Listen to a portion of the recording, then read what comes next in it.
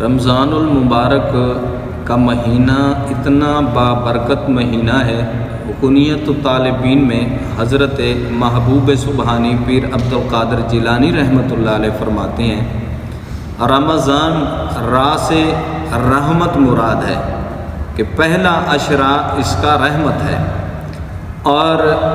میم سے مغفرت دوسرا عشرہ جو ہے مغفرت کا ہے، اور زاد تیسرا عشرہ جو ہے ضمانت کا ہے کہ اے اللہ ہمیں ضمانت دے جنت کی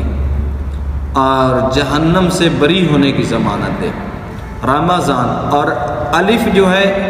الفت یعنی پیار محبت کا مہینہ ہے کہ ہر ایک سے پیار اور محبت سے، اور نون سے نجات کہ یا اللہ ہمیں جہنم سے نجات عطا فرما، شیاطینی کام سے نجات عطا فرما،